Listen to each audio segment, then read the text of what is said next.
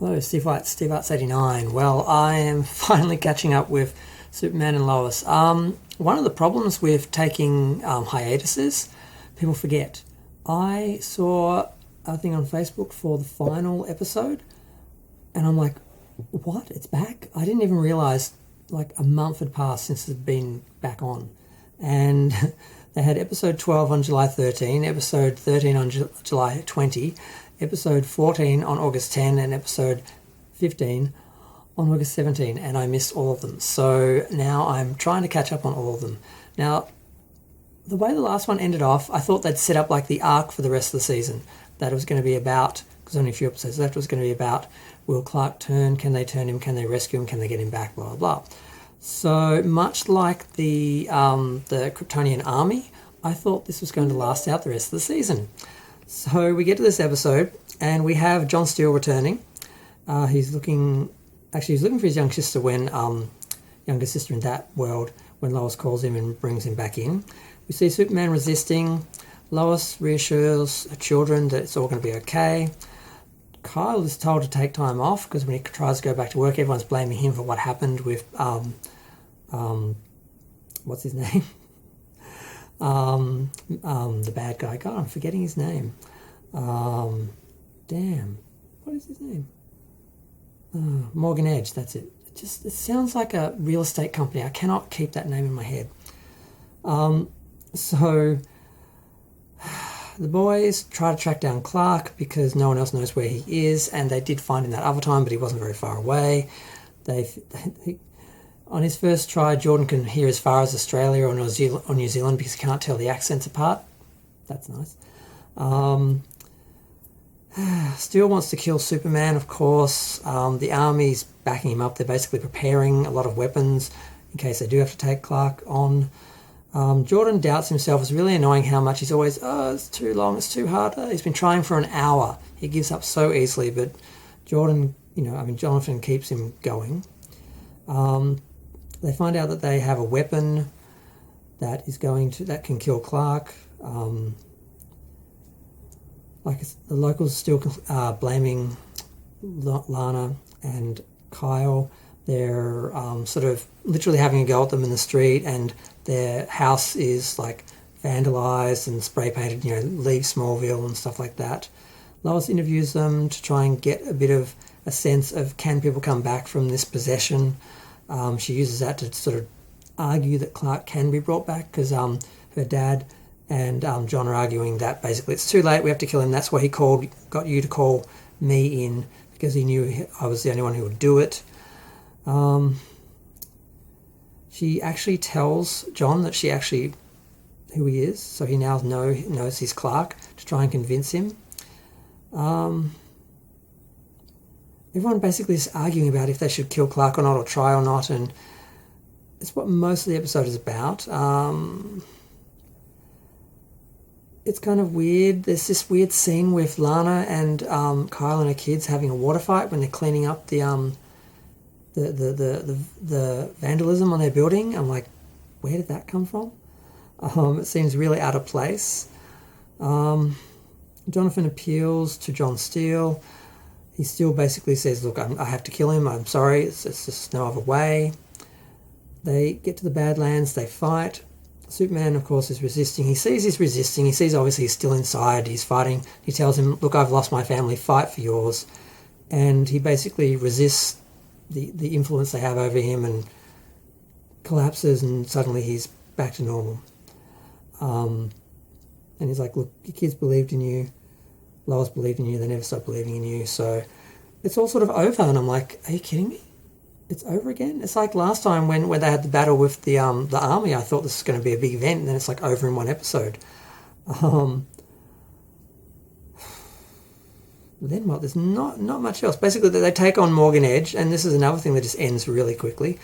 He's flying along with the Eradicator, and he's basically focusing energy on that, and John Steele's trying to shoot him with this weapon. They've only got one shot, so it's like, well, you obviously have to save Clark and use it for Morgan Edge, which is what they end up doing.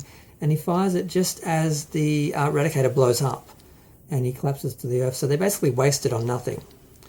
And they capture him, They take him, they put him in his little kryptonite cell where he stays, get some sort of message about being what you were sent here for or something. I couldn't tell who sent it, what was happening, I don't know. It basically just ends really quickly. It's just over, and I'm like, is that it? What's next? And that's where it ended. So I'm just going to leave that here, and I'm just going to do a little review of each episode as I go along and put them together. Well, I'm back after watching episode 13. Yeah, a bit of deja vu. Basically, they're talking about Leslie Larr still being out there, and suddenly she shows up just out of nowhere, and she's just heading for the DOD or wherever Tal is. And of course Superman manages to intercept her literally in the air, and between her and Steel, they I wanted to say eliminate. They don't eliminate her, they basically take her out. They shoot her, and then next thing you know, she's put away along with Tao, and it's like, that's over and done with. I thought that would have been at least an episode. It's like the opening scene. I'm like, okay. So the town is dealing with Morgan Edge because they're all turning on, everyone's turning on everyone because no one can understand what happened. The mayor tells Lana and Kyle that he's going to take care of them and to lay low while he basically sorts things out for them, when what he's really doing is asking them to lay low so he can spin his own narrative about them and blame them. So of course it doesn't affect him politically later. So yeah, the whole experimenting with people cover story is sort of being used. They're not really telling that it was Superman's brother, of course, and the daughter avoids school, Sarah, because she doesn't want to deal with people talking about her, so she runs off with Jonathan, and Jordan runs off with the other girl, what was her name? I'm so bad at remembering the names of these characters. She was in 2 episodes. It started with T, and I also can't read my own writing. So it's Tegan, that's it. So she goes off with him. She suddenly shows interest in him, and he goes off, and they go sit in a field somewhere and talk on the bonnet of a car. And he eventually works out she's only interested in him now because he might be able to answer all these questions, which of course the whole town wants. So he basically is like, yep, no, sorry, gone. Not a lot happens. I mean, Jordan kisses Sarah at this place, some lake or something, creek or something that she used to go to, but it's actually private property, so they get arrested, and then Lois and Lana have to go and get the kids out, and Clark tells Sam not to, because Sam promises to dismantle the 7734 section and get rid of all the weapons, so Clark doesn't have to worry about that anymore. And he says, no, I was tempted once, really, we need to leave it in case the world needs protection from me. So of course Lois is against that, and they have a pretty good fight, and she really is she's a pretty good Lois. She's growing on me. I didn't like her in the first episode, then she started to grow on me, but she's growing on me even more. She's pretty good. What else happens? That's really sort of it. The mayor, of course, Lana and that realise the mayor is betraying them when they're picking up the kids from the police. She hears him talking to the sheriff, so she goes and gives him a piece of her mind and literally says, shame on you for doing that.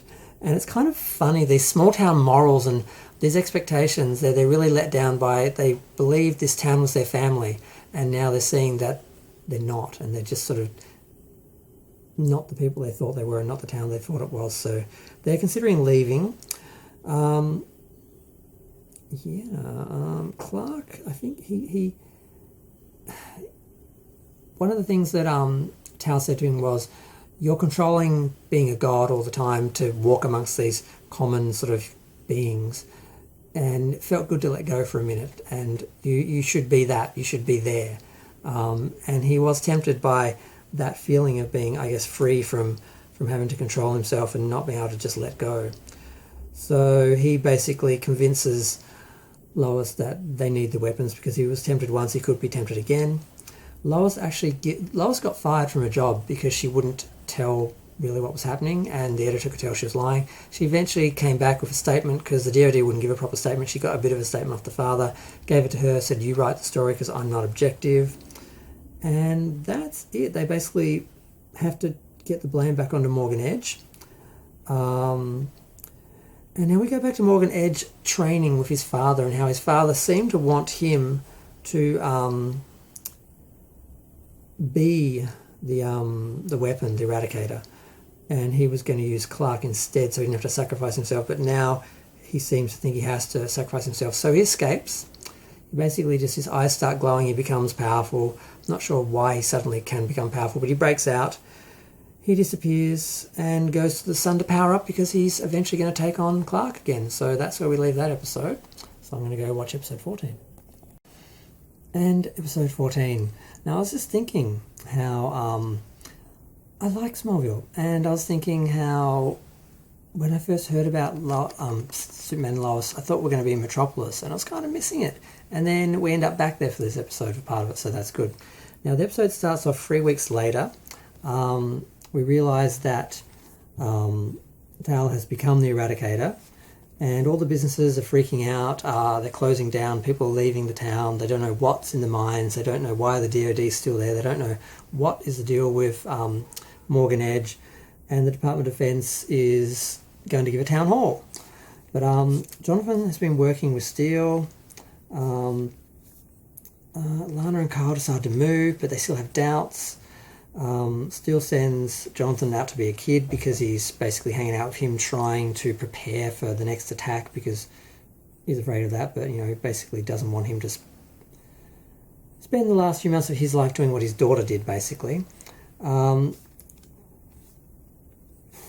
That's right, Lois's editor gets an offer to sell the Gazette. The town hall happens. Everyone wants the DoD out. Lois basically tells them all that Morgan Edge is still at large. They still don't know what he is, but they're all freaking out. Kyle uses this opportunity to clear out his locker at the station. The black girl that he helped get into the force basically tries to talk him into staying, and he does want to stay. But then when he gets home, he gets a call saying he's got a job in this other town, so they have to move. It's 2 hours away. Oh, that's right. The mother of the first guy that Morgan Edge killed when he tried to change him, basically give him powers. I've forgotten her last name, Sharon. She shows up with a letter proving the DoD knew what Morgan Edge had done, and Morgan Edge goes into Metropolis. He breaks La out, and suddenly of course the DoD has to leave the meeting while everyone's still angry and upset and doesn't know what's happening, because they all have to go to Metropolis because Morgan Edge is there with La. The kids are ignoring Sam's call because he's trying to find them. They're at a party. They got invited to a party earlier. There's 4 other Kryptonians in Metropolis, and we see some really good battle scenes of them shooting up the city, fighting in the city, smashing through buildings. While this is happening, the boys are at the party. Tegan's opening up to Jonathan. She came from the city. She relates to him being out of place. She liked him. They get close, and then all of a sudden Sarah shows up to tell Jordan that basically they have to move. Sam comes to collect them, and Edge basically stops in front of the car. They hit the car, flip over. He kidnaps Jordan. They try to stop it, but it doesn't do anything. And then he basically transfers his father into Jonathan. So that's where we end off that episode. So I guess that's a kind of big thing. It looks like it's going to be Superman versus his son or something like that. So on to episode 15, the final episode for the first season. I've really enjoyed this first season so far. I don't know if I've enjoyed not being able to know what's happening next. It's kind of had me on the edge of my seat wondering what's going to happen next, but it's also been annoying because I kept expecting things and not getting them. But we'll see what the last episode did. Well, I did it. 4 episodes in one night. I just watched episode 15. It was good. I got a little bit of what I thought I was going to get from the army, because we had fight scene, we had, the old resolution, and then the old cliffhanger, everything you'd expect. Basically, Clark can't hear Jordan where he is. Lois talks to La, gets nowhere. We realise Jordan is to be used to raise the council, the Defence Council. The town turns up at the DOD. Edge appears. Clark finds Jordan at this volcano, basically, and he's trying to talk to him. But he's sort of going backwards and forwards between being possessed and not. And he's like, well, I've got the best of both worlds. I've got someone with Kryptonian powers and a weak human mind I can control, blah, blah, blah. So he's like, you'll never get him back, the usual bad guy speech. Morgan Edge, Tau, starts turning some of the army troops. So he takes 6 of his, Sam's best men and turns them into the Defence Council, and I think he uses red kryptonite to empower them, and they all leave the town. They have to evacuate the town itself. Then they start making plans, trying to work out where they are. They put together the red solar tech into the hammer. They use the Thaddeus weapon because they figure they can capture Jordan, and Lois can basically do what she did with the others who had been possessed. So they do that.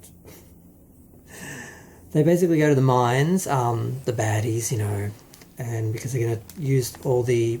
Basically, they're just going to continue out the plan they planned to go ahead with the whole time, which is to turn people into the Kryptonians and, start all over again on Earth. But, of course, they've got their plan.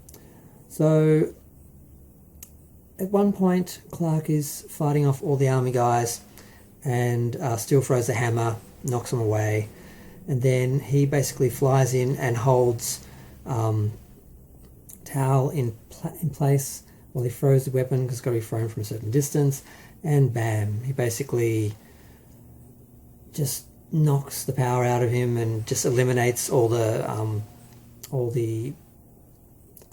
was it? What were they calling it? Like the crystals, the kryptonite, whatever it was. I forgot what they called it in the earlier episodes. It just disappears, and he's just left there alone, basically. And he's like, all I wanted was a family. And he's like, well, you had one. I was your brother. While all this is happening, Lois goes into his mind, goes into Jordan's mind. She helps him find the strength to, hold on, to fight. And she eventually... because he's already he's trapped inside while the father, I can't remember the name of the... God, I've got all these names of all these characters. I've done all the reviews, I've watched all the episodes, but I still can't remember half the names. Basically, Tau's father is using the body to try and kill Jonathan, and basically he can't. She reminds him of the family unit, who they are. And right when he's about to kill Jonathan, he basically says, I love you. And of course, he snaps back to himself. And then, it's like the good old love conquers all. That's it. It's really that simple. It goes fairly quick. Now, the town is under attack, of course, and everyone's running and hiding, and then we see the town basically rebuilding itself. And it's kind of nice. It's kind of hokey, but it's kind of nice, like the idea that the town actually sticks together, and they've actually, they're stronger for it. They save themselves, and basically we see Kyle and Lana having a barbecue, and Steele's there. He got an offer to join the army. Sam's stepping down so he can focus on his family. Steele is leaving because he can't sort of be around Lois. Lois sells the house, the brownstone back in Metropolis, to buy half the Gazette and go into business with her editor. What else happens? They have a funeral for... Clark goes to the Fortress of Solitude and picks up the broken crystal that I guess was his father in a sense. and he brings it back to Metropolis, back to Smallville, and they bury it under a tree. They have a little funeral, and all of a sudden, Steel's... I forgot to mention, Steel was losing power when he went up into space, basically to throw the weapon from enough distance.